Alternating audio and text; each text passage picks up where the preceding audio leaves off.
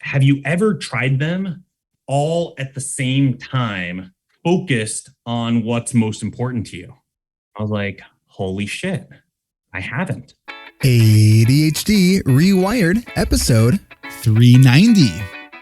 This is the podcast for those of us with really good intentions and a slightly wandering attention. I'm Eric Tivers. I'm a licensed clinical social worker by training and a coach by design. I'm your host and I have ADHD. ADHD Rewired is more than just a podcast. We are a community. We are wired for connection and you are not alone. Go to ADHDrewired.com to learn how you can join us in our free secret Facebook group. Get additional resources for every episode, including links to any resources we mention on today's show. You can support us on Patreon, sign up for our email newsletter, you can request podcast postcards to distribute to your clients and support groups, and you can learn all about our intensive online video-based coaching and accountability groups. You can do all of this at our website, ADHDrewired.com. We know that starting is the hardest part, so let's get started. Welcome back to another episode of ADHD Rewired. Today's guest is Aron Croft. Aron appeared to have it all together when he got into Harvard. Is it all right if I say it like that? Maybe.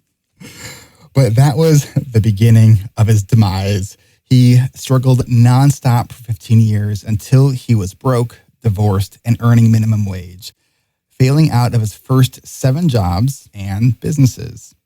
But after getting a master's degree in coaching psychology and a diagnosis of inattentive ADHD, his life changed. He built a successful Fortune 500 career, got married, and discovered how to get shit done with a neurodivergent brain. Aron, welcome to the podcast. That is me, Eric. Thank you. It's so good to be here. And now you have one more skill that you can add to your resume, and that's pillow fort building for reducing slapback audio in a not perfectly acoustic room. Totally, 100%. I never knew that throw pillows and couch cushions could be so useful. So let's start kind of at the bottom, I guess. That's kind of what your, I think your story is a bit of a, what did they say, the rise from the pheonix kind of story. So you got into Harvard, so you're no dummy, and you dropped out twice? Dropped out twice before graduating. Tell us about that. What was going on when you dropped out? I hated school and I was completely outmatched and outclassed. And, all the things that worked in high school, all of my structure went away. So I had like a great group of friends that were all graduated in the top 20 and they were all super ambitious. I had older sisters who had gone through the classes and they helped me. I had parents who were pushing me, and kind of all 3 of those disappeared. And I'm from South Florida and I'm in freaking snowy, cold, gray Boston. And, I lost all those things. And to be honest, Eric, I was sick of the pain.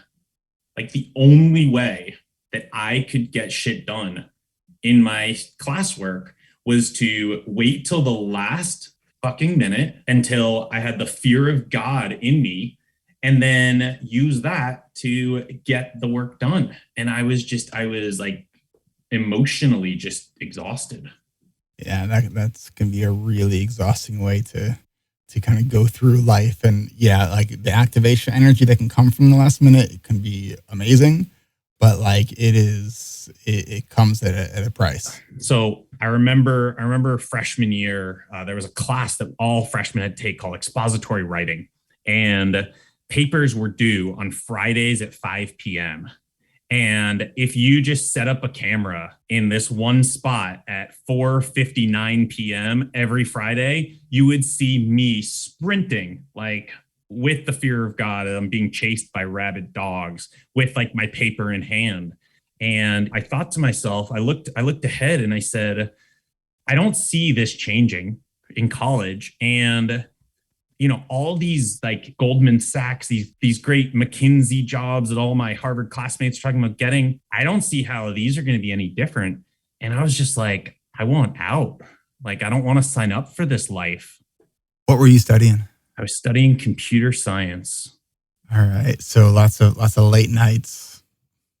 Yeah. Yeah. Yeah. It was I wanted to try to be in something that I felt like there was a right answer, because like the only way that I got through high school was, especially like so many high school classes like English and everything just felt so subjective. I felt like I would build these relationships with teachers and others that were like really kind of fake and manipulative, but like that I needed to kind of play that game to get the right grades, because it was more about what the teacher wanted to read rather than like the right answer. Yeah. And so, It's one of the skills they teach you in like study skills. It's like, it's not really about the knowledge. It's about what the teacher wants. yeah, and like you get it. And so I think, that combined with the fact that I made it through middle school and high school never finishing a book cover to cover, I was like, I need to just be in something math and science related where there's a right answer. So let me ask you this. So do you recall what it was that should gave you the motivation and activation to go back after you dropped out the first time? Yeah, yeah, I do. So oh wait, sorry, after I dropped out the first time or the second time? The first time. Oh, the first time. You know, First time was easier to get back, because I had set it up as it was just a year off. So like I had told my family and everything, and I had just rented a 1 year apartment in Chicago, and I was doing an internship. So it was set up as just 1 year off. The second time I dropped out, though, that one was harder. So tell us about that. So how did you get yourself to go back after the second time? Because I have to imagine that part of the stories in your head, it was like, oh, well, I've done this already. Yeah. How'd you get yourself back again?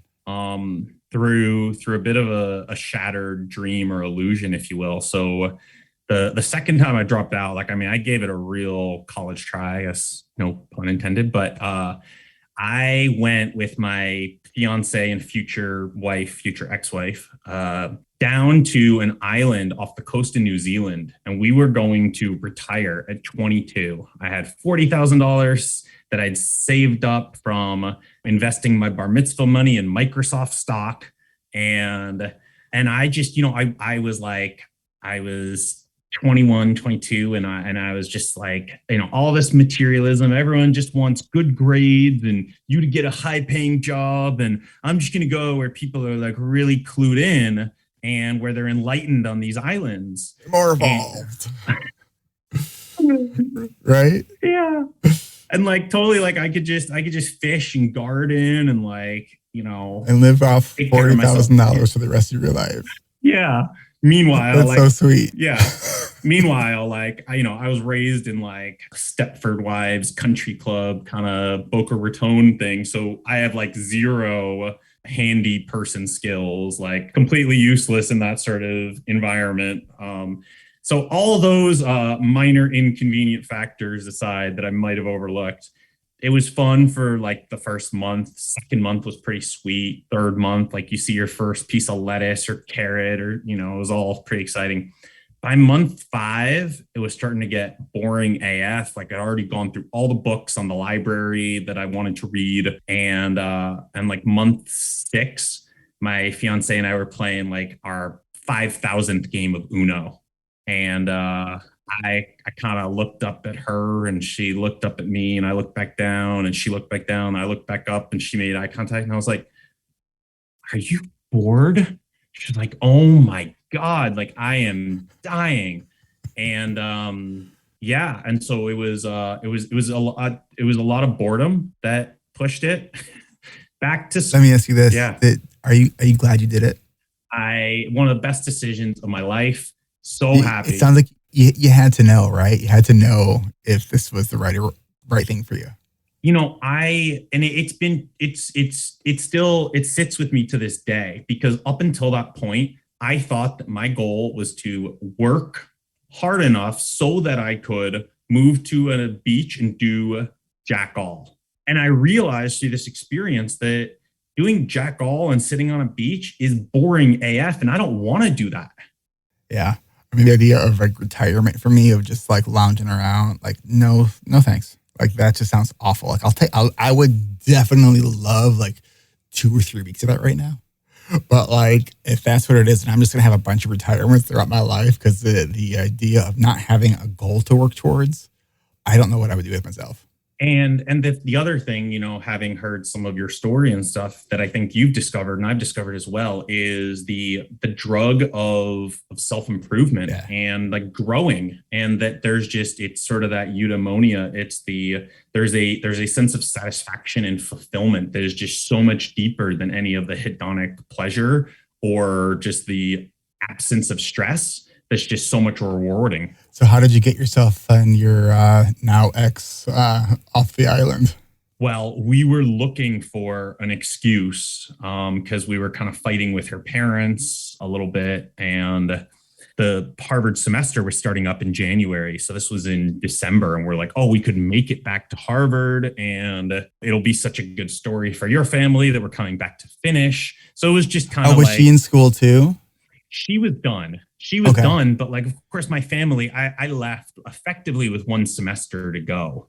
And so my family is just like, you move to the other effing side of the world, like drop out of Harvard with 1 semester left. I was not very popular at the time. So it was a good chance to have an excuse to come back to the States, to do some public relations with my family. And, better to have a degree than not. So, sure. It was always on my list to try to tick it off if I could pull it off. Especially that far in. So you get yourself to go back. How did you want to be there the second time you were, or was it like you just want to be done? I don't even think I wanted to be there the first time. So, I don't know if you're familiar with it, or maybe your listeners are, but there's a thing called the Harvard curse. Basically, what the Harvard curse is that lots of people apply to Harvard just to see if they'll get in. But what the Harvard curse is that when you do that, if you get in, you then feel that it's almost impossible to say no to Harvard, because you're like, I don't want to be that person who turned down Harvard and went to blah, blah, blah. And so a state school. Well, yeah, right. Like, I would have been much better off just going to University of Florida, being a Gator, like whatever. But so I didn't really want to be there the first time. I can't say that I was super eager to be there the second time. I just wanted to get the degree done and move on. Okay. So you were able to, because I think that sometimes when we have to pick ourselves up again, like I know how important it can be to really dig to find a meaningful why. Yeah. What was your why? To be honest, I didn't really have one. It wasn't so much a dig for me. Mm-hmm. One of the things that I've discovered, for better or for worse, is that I'm incredibly influenced by my environment. So in this particular case, it was the family, it was my fiance, and so it was really just like, okay, this is what we're doing, and let's get this done. And my fiance was super supportive, and having that level of support was able to push me through, because I've got the natural talent and ability. It's applying it that's challenging for me. So you did finally finish. Then after you got that degree from Harvard, you were just set for life now, right? 100%. Yeah. It's like when do the checks just start rolling in? So I know in sharing your story, you said the next chapter and a half of your life was pretty rough. What I want to do is take a quick break. When we come back, let's get into what happened over the next 15 years. We will be right back. Support for ADHD Rewired comes from our award-winning coaching and accountability groups. Our fall coaching groups are filling up, and our 4th and final registration event is on Thursday, September 2nd. Since 2014, our award-winning coaching and accountability groups have helped over 600 adults to live more intentionally and live more wholeheartedly with their ADHD. Are you wondering what living wholeheartedly with your ADHD could look like? Do you already have a vision of where you want to be, but keep finding yourself spinning your wheels? What would it be worth to you if you could build a foundation to support your wholehearted life alongside other adults with ADHD who really just get it. If you've been wondering what group coaching and the power of community and accountability could do for you, don't wait. You can join the 26th season of ADHD reWired's coaching and accountability groups by going now to coachingrewired.com to add your name to our fall interest list. If you're new to the podcast, I am so glad you're here because I want you to hear right now what listeners just like you said after being a part of our coaching groups. Being a part of this group has been a life-changing, life-soothing experience. I feel like if I'd had this group 20 years ago, I can't imagine how much better my life could be now. But I'm really excited to continue to work this process going forward. So a lot of people are saying that they wish they had found this 20 years ago. And I'm saying I wish I had found it 50 years ago. But as someone who's turning 70 this year, I want to talk to older people who are listening to this and say it's never too late. I am so glad that at this time in my life, I am still doing this. One thing I would like to say was Eric keeps asking about, have you accepted your ADHD? And I've always answered yes. I mean, I've accepted it for 25 years now, but I accepted it as a diagnosis of defeat. And what I see now is I see it differently. I see there's hope. I came into this course with high expectations of what I was going to learn about ADHD, and what I've learned about ADHD and the community of people who share these symptoms. What I've learned and what I've taken forward with me has greatly exceeded my expectations. This group is like a secret weapon. I just feel like it's this tool in my arsenal. And I definitely, anybody that's struggling with something similar, I'm like, oh my gosh, like this is a missing link. So I would encourage anyone who's at the beginning, who doesn't feel like they have their tools dialed in, or who doesn't know what we mean when we say, a to-do list, get on the group, do it now. So I decided to join because I was trying to do this by myself, and it just wasn't working. 20 plus years, I read the things, I listened to every podcast, I had all the tools, and still I was losing jobs, always stressed. The guilt and disappointment were just ruining my life. And I had to admit to myself that I just couldn't do it alone. So if you're thinking about doing this group, go for it. Check out the podcast, talk to Eric, or talk to people who are available. This is the place, if you have ADHD, to be. If you're thinking about joining, please do. Please do. Like a lot of people said, I wish I had joined sooner or made this step sooner, because I just feel like I grew a lot personally in ways I didn't expect. It's so heartwarming and soul fulfilling. It just feels incredible. It feels amazing. Registration is by invitation only. We only have one registration event left on September 2nd, but don't wait until the night before, because we ask that every member complete a 3-step application process before you get your actual invite to the registration events. If you've already submitted your name to our fall interest list, keep an eye out for your email for those instructions so you can join us on September 2nd. While our 6 a.m. Pacific time session with Coach Moira Mabin is now full, Coach Roxy Martin and I still have room in our sessions, but these spots will fill up. There are more details at our website. Take the first step. Go to coachingrewired.com, add your name to our interest list, and watch your email. And if you are intending on doing it but can't do it right now, pause this audio and set yourself a reminder to go to coachingrewired.com. That's coachingrewired.com. I want to ask you to do something if you are able to do this safely. Take a look at your to-do list. Obviously, for driving, please don't do this. If you can find your to-do list, take a look at it and see how many items you've had on that list that you've been putting off for way too long. How many of those items do you really actually still need to get done? Trust me, I get it. I have those items too, which is why I tackle a lot of those items in Adult Study Hall, ADHD reWired's virtual co-working community. I'm actually working in Adult Study Hall right now as I am working on these ads. If you're finding it difficult to overcome the resistance to get started on the things you wish you could just get done, then the Adult Study Hall community is the ADHD-friendly co-working space where you can find some motivation to start.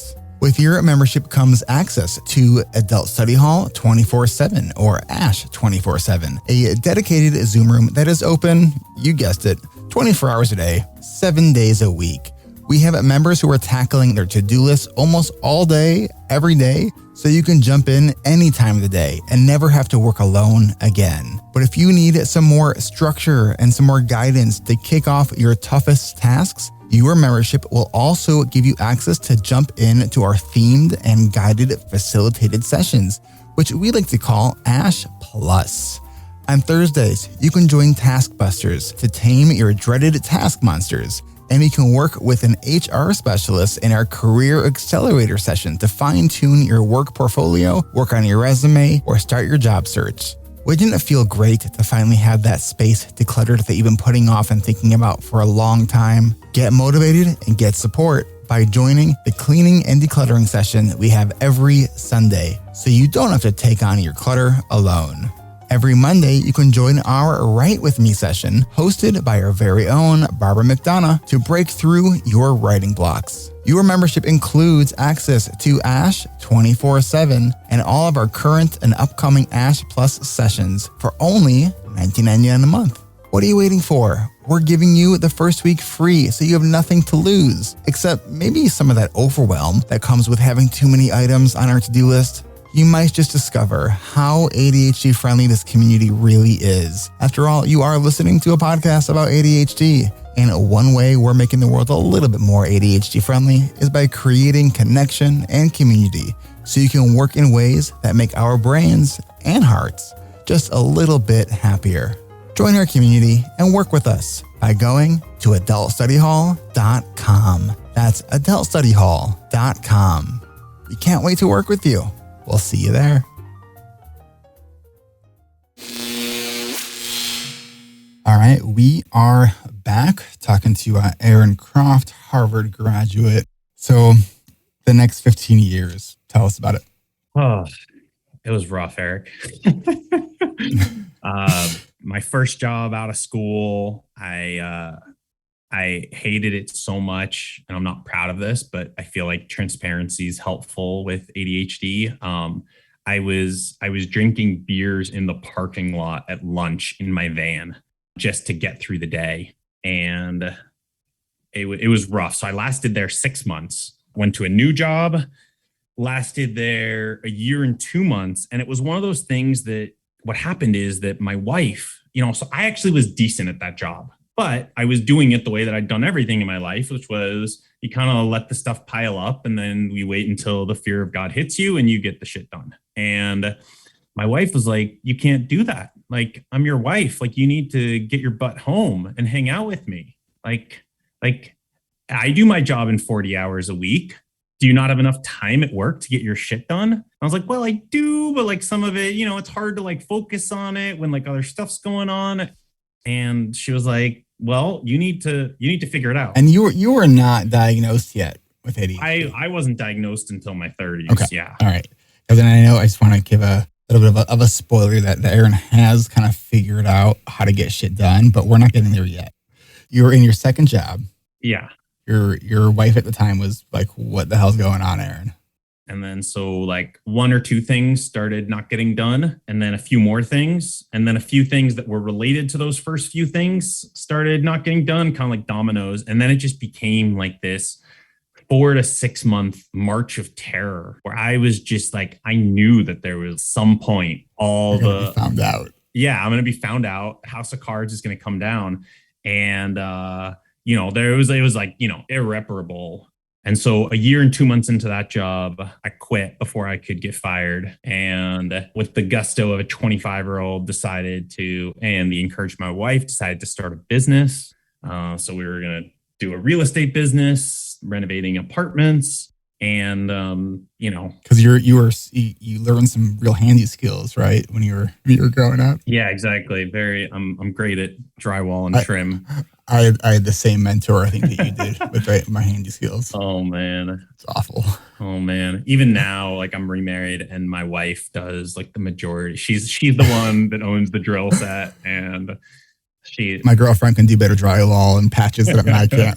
And I think that at some point in my life, I want to take a couple months off and just do like a mentorship, like with a handyman. I'm so intrigued. I want to actually learn how to do it, because I think if someone just showed me, I could do it, but like it can be expensive and then overwhelming to experiment on fixing stuff. There's like hidden screws and how things come apart. Like it's fascinating. All right. So before we get too derailed here on our handyman dreams that we wish we, the skills we wish we had, you were going to go into real estate, or you did go into real estate. Yeah. Went into real estate kind of like, and like every step of the way on this journey, it was always like, aha, I know. The problem is I'm not my own boss. If I were just my own boss, all of my job troubles would go away. Turns out that I was a pretty shitty self boss. So that didn't really work that well either. So, I mean, like, look, it was like with everything. It wasn't all failure. Like, did some good things, did some deals, made some money, and then did some more deals. Real estate crash came, lost money. It was super painful. Mm. And then we took kind of the opportunity, and there's sort of a theme here with me and my ex-wife, when the real estate crash came, to be like, well, we either have to go back to work or let's move countries. So we moved down to Australia, and then I got a sales job there. And like, this is the Harvard computer science kid. I mean, I've learned extroversion, and, you need to know how to be extroverted, but it's not my default. And I was terrible at high rotation sales. I was like doing temp recruiting. It was just one thing after the other. And then finally, I was just like, turned out that University of Sydney had this world-renowned program in executive coaching. They literally had started it. There was a conference at Harvard that started a few years later, and they were always the featured speakers. And they were taking basically all the stuff from psychology and positive psychology and just really taking it in an applied sense. And how do we apply that to change and to goals and motivation, rather than the more traditional disease model that most of psychology had focused on previously. And so were you interested in that because you're like, maybe I can figure out my own shit? 1000%, like the only thing, right? It was like, why the fuck can't I do something that I want to do? That question just haunts me and haunted me my entire life. And so, yeah, when I saw this master's program in coaching psychology, I was like, this is what I've always ever wanted to study and learn about. This was one of the reasons I didn't want to be at Harvard and at college in general, because I said, why are you effing teaching me expository writing and computer architecture when I'm not happy? Like, the only way I can get any bit of freaking work done is to make myself so miserable and go through days of self-flagellation and worry and fear until I finally do it. And you're trying to teach me like Vietnamese literature? Like, no. Like, there's some basic life things that's what I want to know about and learn about. And it just took me until over 10 years later, getting a master's degree, to finally kind of pursue what I really wanted to learn about. Was it, when you said that, like, this is what you wanted to do, was it one of those things that you didn't realize that this is what you wanted to do until it showed up? Or was it like that you sort of had this idea, you just didn't know what it was? More the latter. I think my relationship with personal development and self-help and everything has just been really profound. It started with a gag gift. So I'm 18 years old. How all good stories start, right? Right? Yeah, totally. Exactly. So then there's a penis. No, I'm just kidding. Sorry. We're leaving it in. Yeah.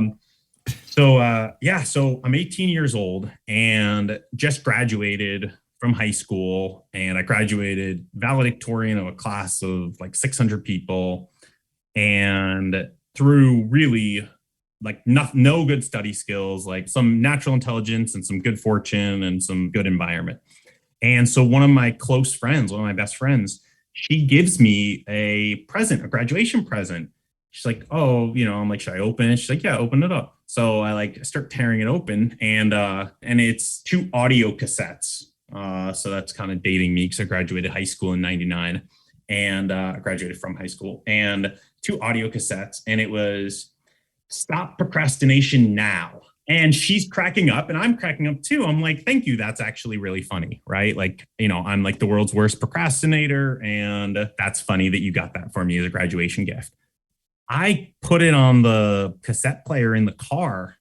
I became freaking addicted to those things. And it literally, like, my mind was like hand on head, like left hand, right hand, like, holy crap, like people know some ways to to change behavior and to do new things, like, yeah. Holy crap. And that started the only books that I ever read and finished in my 20s. They were all personal development self-help book. And I found that I could dive in and read them cover to cover, outlining, read them multiple times. And I was hooked. So that was kind of what planted the seed of sort of self-help.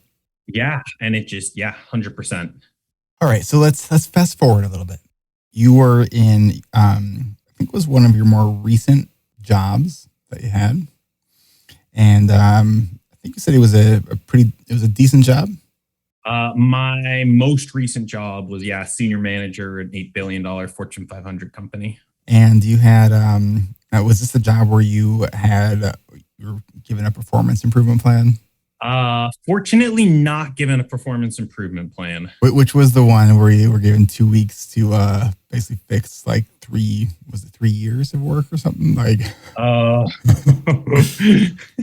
yeah, there's that one. All right, yeah. So that story. So this is right when I moved back to Chicago from Sydney, Australia. Newly divorced. Well, kind of newly divorced, and I'm trying to rebuild my life and my career in Chicago.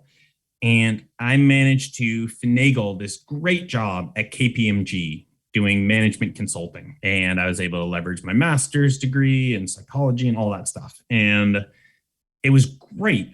And the first month or two of the job, it's just all back slaps and glad handing. And then month 3, all of a sudden get a call saying, Aron, like, I'm hearing really bad things. I'm like, what do you mean you're hearing bad things? Like, yeah, it turns out the client really doesn't like your work and thinks it's really under par. I'm like, well, all the feedback that I've gotten for the last 2.5 months has been glowing, like WTF. And they're like, look, no big deal. Just all you got to do is like, they're just going to ask you to stay late and finish it and like, just redo some of it. Like, just suck it up. No big deal. So I get a call and they're like, yeah, we just need you to like stay late for the next 2 weeks. And you can't charge extra to the project, and you need to basically redo the work that you've done the last 2.5 months to up our standards. And I like shit the bed, not really, but like it was like I was at the edge of my skill set. Like, I was already impressed that I was managing to show up, and work 9-hour days. Like, I don't have another 3 or 4 hours of gas in the tank. Like this isn't going to happen. What did you do? I think there's drugs involved in this part of the story. So we're going to take a quick break, and when we come back, we'll kind of hear about how drugs became the answer. So bad. We will be right back. Support for ADHD Rewired comes from our patrons who support us at ADHDrewired.com/Patreon. I want to thank YB, who became a patron this week. Thank you so much for your support. Perks for our patrons start at just $5 a month, where you can get ad-free episodes of this show right into your favorite podcast player. And we are now up to date. It's been a few weeks since we uploaded our ad-free episodes. We do apologize about that. Going forward, you can now expect that your ad-free episodes will be uploaded a day before the podcast comes out on the regular feed. At $25 a month, you can join me for a group coaching call every 4th Tuesday of the month. Our next Patreon-only call is on Tuesday, August 24th at 3 p.m. Central. That's 1 p.m. Pacific and 4 p.m. Eastern. If think if you're listening to this on the day it came out, I think that might be today. If you are a member at the $25 a month level and you haven't yet joined us for our monthly coaching call, what can you do right now so you can be reminded of our monthly coaching call? We hate for you to miss it. We would love to see you there. Whatever you can give and whatever reason you have for giving, thank you for supporting us. Your support really does help us grow the show and has helped us grow this entire podcast network. Support begins at any amount. Perks begin at $5 a month. Become a patron. Go to ADHD-rewired.com/Patreon. That's ADHD-rewired.com/Patreon. And thanks. You've heard me say that ADHD Rewired is more than just a podcast. We are a community. We're also a community of podcasts. We have an entire podcast network, and I want to make sure, especially if you are new to this podcast, that you are aware of all of our other podcasts, because there really is something for everyone. For tips and really satisfying dad jokes in 20 minutes or less, check out Hacking Your ADHD with Will Curb. If you are a parent with ADHD or have a family full of ADHD fun, listen to ADHD Essentials with Brendan Mahan. For a personal audio journal sharing her personal ADHD experiences as an Asian Canadian, check out ADHD Diversified with MJ Siemens. And if you're a late diagnosed woman who is curious about how hormones affect your ADHD, then check out the ADHD-friendly lifestyle with ADHD Rewired coach Moira Maven. But wait, there's more. Will Curb of Hacking Your ADHD and ADHD Rewired coach Roxy Martin are joining forces to launch their new show on the network called Wait, what was the question? Find all of us by going to ADHDrewired.com and click on the podcast network under the podcast tab so you can subscribe with just a click of the button and share all of our shows. And don't forget, one of the best ways you can show some love to this podcast and really all of our podcasts is by leaving ratings and reviews on Apple Podcasts or any podcast player that accepts ratings and reviews. Those reviews really do help other people find our podcasts. And you can hang out with us every second Tuesday of the month at 12:30 p.m. Central for an hour of live Q&A on Zoom. To register, go to ADHDrewired.com/events. You can even register for the upcoming Q&A so you can be reminded when the next one is coming. Join us. Ask me, Brendan, Will, MJ, Moira, Roxy, and Barb your ADHD-related questions. And you might even see just how ADHD we can get to. That's what makes it fun. Go to ADHDrewired.com/events to register for every upcoming live Q&A so you don't have to miss joining us every month. A huge thank you from all of us for listening, subscribing, reviewing, and sharing all of our podcasts with the ADHD community. Thank you so much for helping us help others be seen, heard, and understood. We are so grateful for each and every one of you. Thank you. Okay. We are back. All right. So I'm not just to make a quick note before the my segue into the break is kind of playing around with drugs. Not like that. I'm not trying to minimize anyone who has any kind of addiction or struggling with that. We'll put a link to any addiction resources for the show notes for this episode. All right. So you were like, holy shit, I have 2 weeks to get like all this work redone that I don't even know if I can do. Yeah. And, and in the bigger context, right? I'm still under probation at this new job. This is my first job in Chicago. My resume up until this point is like Swiss freaking cheese. And every single time I go out to interview, I'm thinking like, I don't know how much more I can paper over these gaps and these holes and tell a coherent narrative. So I don't know if I have another reload if I have to put another 3-month or 6-month position on my Swiss cheese resume. So I'm freaking out. I call a friend who just happened to casually mention out drinking that he takes Adderall. And I was like, dude, in my life, I've never had Adderall, not even once, but I'm about to get fired and I'm going to be homeless and on the streets, dude. I can't afford to get fired and I need to stay late every night for 2 weeks. I hate to ask you, but could I borrow some of your Adderall?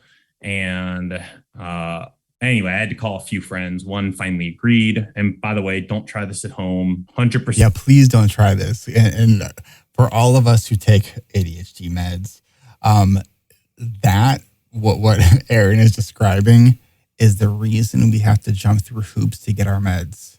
So please, if someone asks you for meds, give them the name of your doctor instead. That is great advice, Eric. Yeah. So anyway, so my friend acquiesced under my pressure, threatening that he was going to make me homeless. And Nice. Yeah. And so I show up Monday at the job, and kind of around like midday, I decide to take the Adderall for the first time. And I just take it, and then I kind of like walk around for half hour and just do some other stuff.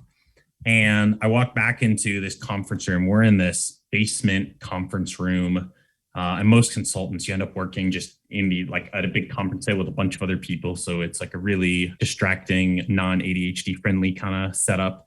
Anyway, so I walk back in. All these people are around me, tapping on their keyboards. I sit down at my computer, and it was like I was zoned in. I was looking at my computer, and I'm working on like some boring PowerPoint presentation. And a few minutes later, I'm still looking at my computer working on the presentation.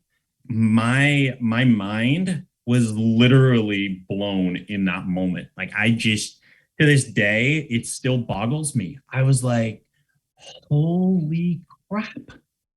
I can focus on command. Maybe this is what all those people meant all those years when they were like, hey, Aron, just do the thing. I was like, this is what they meant. Like, sit down and just focus when you want to. I had no idea that was even possible. Yeah, I think so many of us have had that oh man kind of moment of wait, this is how people experience life. Like, wait, what? I can have just one thought at a time. I don't have to completely rearrange all the furniture in my office before I get started with this email that would probably take me 10 minutes to just do. What? So true. So what did you do next?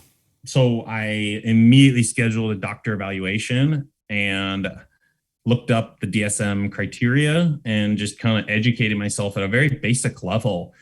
Part of my challenge with having inattentive ADHD was if you'd asked me literally up until the moment, like the day before, I would have never in a million years even considered ADHD as a diagnosis, because in my mind, it was all like hyperactive 6-year-old boys.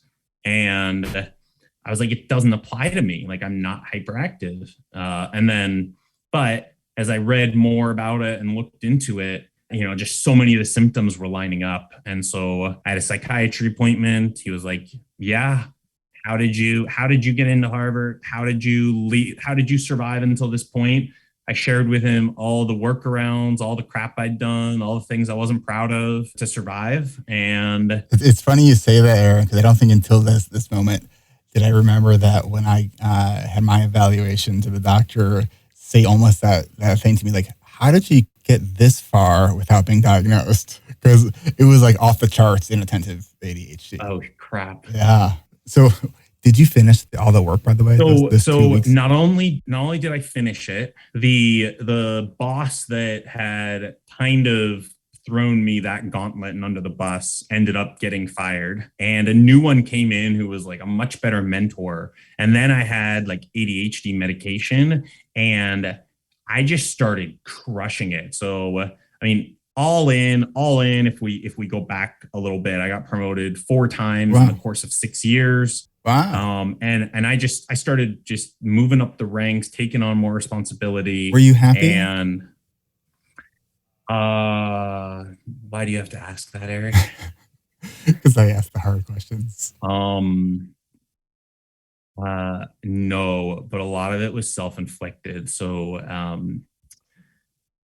this was challenging for me, but I was so it drained so much of me just to be at a 9-hour-a-day job. And that, I'd never been at a job for really longer than a year and 2 months. And, I wasn't passionate about what I was doing. I didn't particularly like it. I was, constantly masking, although I didn't know that term at the time or that I was doing it. And I was living on my own. So I was really lonely, which kind of then like fuels a bit of a cycle of depression. And so I started smoking weed like every effing night after work.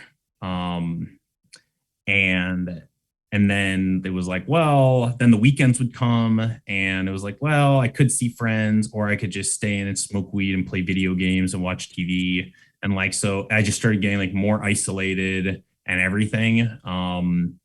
Yeah, and it really, it wasn't until I realized that just ADHD meds alone weren't enough, but that I needed bigger picture. I needed ADHD specific strategies, and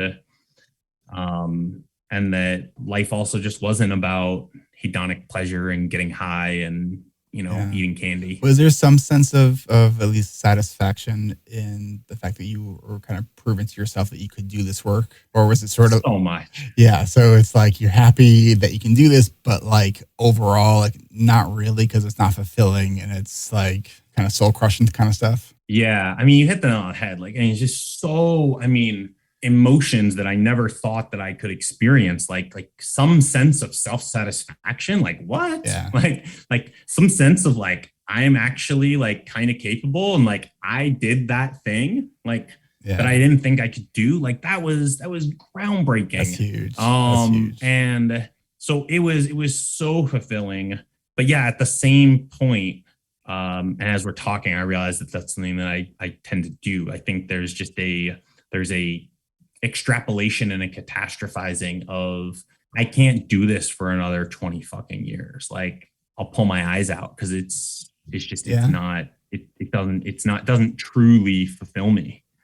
Well, it's interesting too. It kind of reminds me of partially like my college and then grad school sort of experience of after almost failing out and then getting the diagnosis, started taking meds, and I was like, holy shit, I can be successful. I'm getting good grades. And then in grad school, I got a 4.0 in grad school, and sort of looking back on it though, while like at the time I was like, that's an amazing accomplishment. I mean, wasn't an easy thing to do. What I had to do to get that, I look back at that now, not so much as a success, but actually not as, I want to say a failure, but like I did that wrong, right? Like I was getting 2 hours of sleep a night, like throughout my entire program, right? Like that's messed up. If I could go and have a redo, I would have done a little bit less and maybe the grades would have been, what if I would have got a 3.5? It feels great to have the success when that hasn't been the history. But it's like, okay, can you repeat this now for 10 to 20, 30 years? I think that no matter what, even if it's an area that we don't particularly love, I think it is really helpful to have some successes and some wins, proving to yourself that you can do hard things.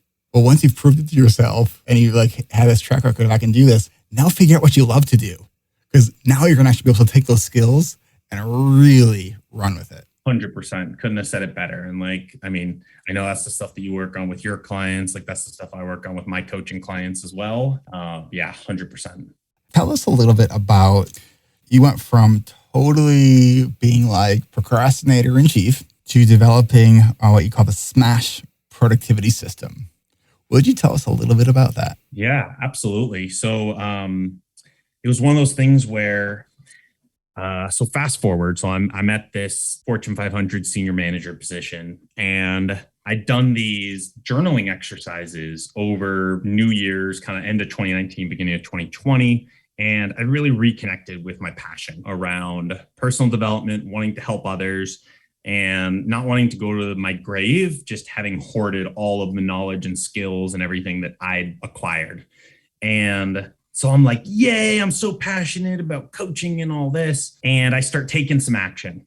And then kind of around June, I'm sitting there, I'm looking around. I've got on my weekly plan, like things I'm doing. So I started a YouTube channel and I started a TikTok channel. And I started sharing my story. But at the end of the week, I kept looking week after week and I just hadn't done the stuff I needed to do. I'm sitting there like I'm confronted with a kind of scary reality, which is, I'm 38, 39 at the time and 40 now. And I was like, at a certain point, Aaron, this dream, if you actually don't do any freaking work on your dream, it's actually never going to happen. And you just might need to drop it. And so, in this fit of kind of freaking out, I Google how to be productive. And I start thumbing through all the different results and reading them. And I'm like, yep, eliminate distractions. Try that. Yep, plan your day. Okay, yep, do it first. Eat the frog. Yep, okay. I've already done all these. Like, I've already read all the freaking books and the articles. I've already tried all these. Yeah. And then a few hours later, I just had this like really big epiphany. And I was like, you have done all these things, Aaron. You have. But have you ever tried them all at the same time, focused on what's most important to you? I was like, holy shit, I haven't. And so then that's when I put together the SMASH system of like, take all the best principles, condense them down to a simple acronym that you could do in a 30-minute productivity block, or what I call a productivity unit. And then I just had to get really good at mastering those principles in a 30-minute block. Because once I had a block, I could then do 2 blocks, or I could do it day after day. And it became a replicable unit that I could start to achieve. And then, some of the stats, like I filmed over 50 YouTube videos and I published over 20 articles and I read over 75 books and, grew my TikTok following to 70,000, all sorts of things. And you did the work. I did the work, and it was like, holy crap. I can actually do these things. What does SMASH stand for? So it's an acronym. So the first S is select high leverage actions. So one of the first things I discovered is that I'm not going to outwork neurotypicals.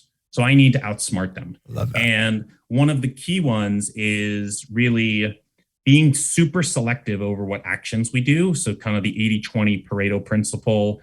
There are certain actions, Gary Keller in the One Thing calls it the lead domino. Yeah, I require my coaching group members to read the One Thing before even starting group. Yeah, you've got to, right? Like, it's like, if you struggle with prioritization, you must read this book. Like, it's just, it's gold, right? For the listeners that haven't had the benefit of joining one of your awesome groups, or working with me, like the One Thing from Gary Keller's standpoint is, when he was an executive building Keller Williams Realty, he would coach other executives and they would agree to 3 things that they would do between meeting 1 and meeting 2. And he'd get to meeting 2 and say, what'd you get done? They'd be like, I got 2 out of 3 done. And guess which one they didn't do was always the most important, valuable thing. And what he realized is that we just need to figure out what that one thing is, that lead domino. And so that's the S, is select high leverage actions. Be really smart about that. The M in SMASH is mute distractions. So we know that task switching makes tasks take 40% longer. We know that distractions and, the concept of Cal Newport and attention residue and deep work. You get that email notification that says bad news. I don't care if you don't open the notification. You have some attention residue. That's right. On that, even if you're one of those people who says notifications don't distract you. So mute distractions is huge. A in SMASH is add accountability. Love it. One of the things I discovered with my ADHD brain and with everyone else's is we are not reliable self-police people. Like, when I talk about it, guys, a huge part of my program is accountability. That, like, as people with ADHD, like, even the idea of holding yourself accountable, like, doesn't apply when you have ADHD. Like, it's not one of these boxes that we can check. Like, we need to work in community. We need to work with somebody else. Because it's just, because we know what to do. That's not the issue. Yeah, you hit the nail on the head. And it's like, here's the thing that I think about accountability that I think is really underappreciated in the community. Most accountability in our life sucks and sucked growing up. And do you know what the difference is? We didn't fucking pick those goals. Right. And so we were being held accountable to shit that we didn't pick. Right. And there's probably shame involved in it too. Guilt. Right. The whole 9 yards, right? I tell people, like, in accountability relationship with your own ADHD, it's like, you don't have to do the thing you said you were going to do.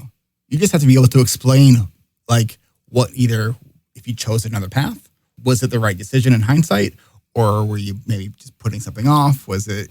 And so it's just being able to report back. It's all it is. It's someone to be the mirror with no judgment. Yeah. And I feel like in my kind of turnaround from the 33 broke, divorce, earning minimum wage, that also coincides with when I discuss. Was that on your dating profile before you met your girl?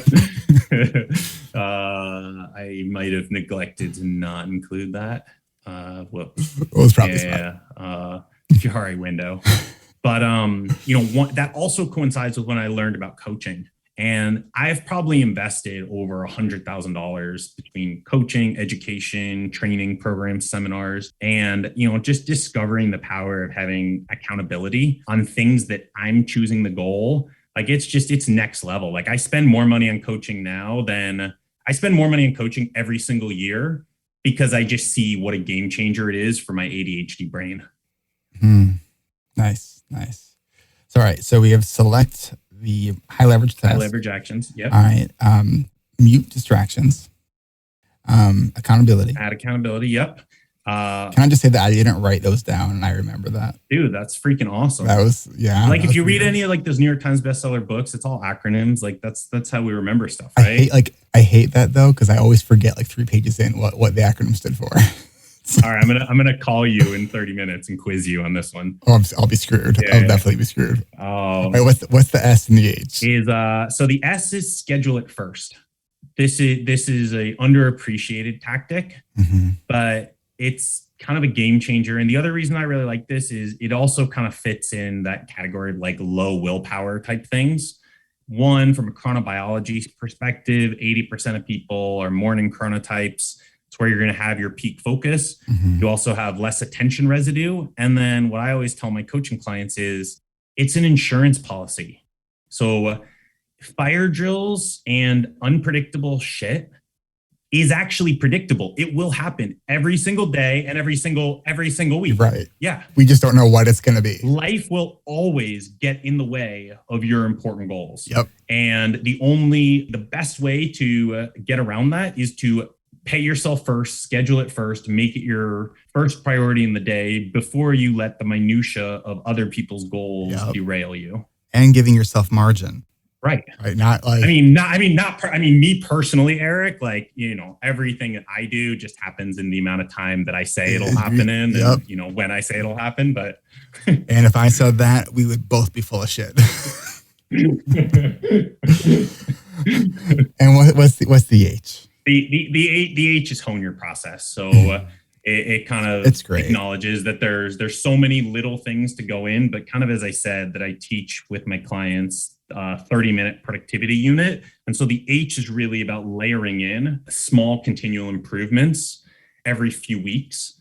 And just, if you get really good at these 30-minute blocks, you can multiply that out to the rest of your life. And that concept of honing your process and layering in small. I just want to echo so I think there's someone who is more in the beginning of figuring this stuff out, may hear that and then be like, yeah, easy for you to say. And I just want to, for that particular listener, to just affirm that what Aron just said is 100% true. The big successes that you might see somebody else having, and it's easy for them. Like, those come in 30-minute blocks or 15-minute blocks or 45-minute blocks. Like, it's through these small chunks of focused action, doing the right thing, saying no to a lot of shit, even good shit, so you can really focus on what matters most. So you're smashing it here, Aron. There you go. Preach. I love it. Yeah, I mean, the last thing on the honing, because I do think it's important, and I want to make sure listeners get it, is that it is about layering in small improvements every few weeks over time. So that's what I call with my clients the staircase method, where if you imagine you're just trying to get somewhere, you just take one step and then the next step and the next step. What do most people try to do? They wait until they have enough energy and enough pissed offness and a guilt built up that they can try to jump up 4 steps. They derf it, land funny, scab their knee, fall back down 4 steps. And then they have to wait another few months for the injuries to pass and for them to get up enough gumption to try to jump up 4 steps again. It is a recipe for low self-image and for no effing progress. Nailed it. And instead, if you just build in honing and continual small improvements every few weeks, it's sustainable and you just walk up the staircase of success. That's awesome. And there's, I think, another piece to this too, is if you're trying to plan something big where, they talk about begin with the end in mind. Like, that's nice, muggle. Like, how the fuck did you do that? Right. Like I have this idea of what I want to do. I don't know how to get there from point A to point Z. Like, I have the vision, I have the feeling, but like, I don't have the plan. But here's the thing. If we can learn to trust our intuition and creativity, and we can figure out what's the next step, keep the vision in mind of where we're trying to go, and just focus on the next step, and just keep doing that until you get to where you're trying to go. Everything that I have built in my business has been done that way. I can tell you how many parts of my business I have been laying down the tracks as the train is coming, right? Like, I didn't wait until I had it all figured out to start. I would have never started. Right? And Aaron, I'm sure you're the same way. Oh, 100%. And I mean, like, I remember even when I first started doing the coaching business full time about a month and a half ago, I tried to skip one-on-one coaching. I was like, I'm just going to do like group coaching and online courses. And like that wasn't the right path. And, but like, you can only see so far ahead. And when you get the data and you get the feedback, you're just like, okay, cool. And which is great because I love one-on-one coaching. And, but yeah, I was trying to do something different at first. And it's like, nope, just one step at a time, do the next step. There you go. Don't try to jump to Hawaii. You do a thing for islands though. All right, Aron Croft, your website, hiddenadd.com. Any final thoughts you want to leave listeners with? Inattentive ADHD goes unnoticed and undiagnosed in a lot of cases because you're not disruptive. It's also one of the reasons that ADHD goes undiagnosed in women until adulthood. So I would just say two things. One, if you think you're in that category and you don't have a diagnosis, seek out some medical opinion or from a licensed mental health professional. And then the second thing I would say, a real eye-opener for me was discovering that there are ADHD-specific strategies and using those that fit our neurodivergent brains actually has a massive difference. So I would learn some of those. I would join one of Eric's programs or look into one of my programs or find another coach that you resonate with and just really leverage the accountability, leverage the support, leverage the mentorship from someone who's been there. There's green pastures on the other side. I'm living proof of it. Aron, I am glad that you went back to school twice, had all the failures that you've had to figure out what the hell you're trying to do with your life. Because now that it seems like you figured out parts of it anyways, I think you're doing great stuff to make a difference. And, I think similar to me, you're also making your mess your message. And I think that's one of the best ways to help people. Thanks, brother. Well, you're one of my mentors and role models, and you're on this path and you've blazed an amazing trail. And I'm blown away by you're almost at 400 episodes and just that sort of dedication and discipline over that number of years is just like ADHD major points. Thank you, Aron. I appreciate that. Aron Croft's website, once again, is hiddenadd.com. We will link to that in the show notes. We'll get his TikTok, YouTube, all the links where you can find all things Aron Croft. And thank you so much, and we'll catch you next time. This is Eric Tivers. Thank you for listening, and congratulations for making it to the end. ADHD Rewired is more than just a podcast. We are a community focused on learning, growing, and connection. The website is ADHD-rewired.com. You can find time-stamped summaries and additional resources for each episode. Apply to join our free and secret Facebook community. Learn more about our award-winning intensive online video-based coaching and accountability groups. Join the Adult Study Hall virtual co-working membership community. Find all the other podcasts on the ADHD Rewired Podcast Network. Sign up for my email newsletter to get exclusive content that you won't hear anywhere else. And use the search tool to find episodes on specific topics. You can do all of this at ADHDrewired.com. While you're there, click on the Patreon button. If you are a regular listener, consider making a monthly contribution by becoming a patron. If you are able to financially support my work, it would mean a lot. This show is free to you, the listener, but it's not free to produce. Plus, patrons get cool perks like ad-free episodes and access to recordings of coaching calls, and $25 a month patrons can join me once a month for a group coaching call. You can follow me on Twitter at Eric Tivers. You can like our Facebook page at facebook.com/ADHD rewired. If you're a coach, therapist, or related professional, connect with me on LinkedIn at linkedin.com/Eric Tivers. Subscribe to ADHD Rewired on YouTube to see selective interviews and other videos I've made. Podcasts change lives. You can make a difference in someone's life by spreading the word about this podcast. Mention it in your online communities on Facebook, Twitter, Reddit, or wherever you hang out online. And be sure to share it with your friends, family, your therapists, your coaches, doctors, siblings, parents. And if you, your coach, therapist, doctor, or ADHD support group leader would like a pack of podcast postcards to hand out, you can request those at the website, ADHDrewired.com. If you're a member of CHAD, ADA, or any other ADHD support group, please be sure to tell them about this show and all the shows on the ADHD Rewired Podcast Network. You can even show them how to download it on their phone. And if you really loved this particular episode, please hit share on your podcast player. I'm only one person, and I do count on you to help spread this message. One of the biggest things that you can do to support this podcast and help other people discover it is to leave an honest rating and review on Apple Podcasts or any other app that supports reviews. And don't forget to hit subscribe so new episodes are automatically pushed to your favorite podcast app. Looking for more ways to listen and learn? Get a free audiobook and a 30-day free trial at Audible by going to audibletrial.com/ADHD rewired. Here is my list of must-listen-to audiobooks updated July 2021. Nonviolent Communication by Marshall Rosenberg. Attached by Amir Levin and Rachel Heller. Atomic Habits by James Clear. The 5 Dysfunctions of a Team by Patrick Lencioni. Crucial Conversations by Carrie Patterson. The Coaching Habit by Michael Stainer. The Body Keeps Score by Bessel van der Kolk. Rest by Alex Sujong Kim Pang. The 5-Second Rule by Mel Robbins. Make It Stick. The Science of Successful Learning by Peter Brown. The Productivity Project by Chris Bailey. Meditation for Fidgety Skeptics by Dan Harris. Change Your Questions, Change Your Life by Marilee G. Adams. I always recommend to my coaches and admin that they read that book. The One Thing by Gary Keller, a required reading for all of our coaching group members. Procrastinate on Purpose by Rory Baden. The 4 Tendencies by Gretchen Rubin. The Art of Asking by Amanda Palmer.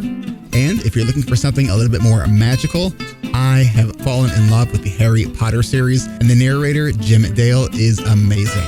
And of course, if you haven't yet boarded the Brene Brown bus, all of her stuff is great, starting with Gifts of Imperfection, Daring Greatly, Rising Strong, and the Power of Vulnerability. And if you're an entrepreneur or leader, be sure to check out her book, Dare to Lead. Do you have something that you would like to share? Click on the podcast tab at ADHD Rewired. Click the button to be a guest at the top of the page and schedule a 15-minute interview. This is Eric Tivers, reminding you to keep learning, growing, and connecting. Self-care is not selfish. No matter what you get done or don't get done, you are still enough. And no matter how hard it feels, we can do hard things. And we don't need to do them in the hardest way possible. Thanks for listening. I'll catch you next week.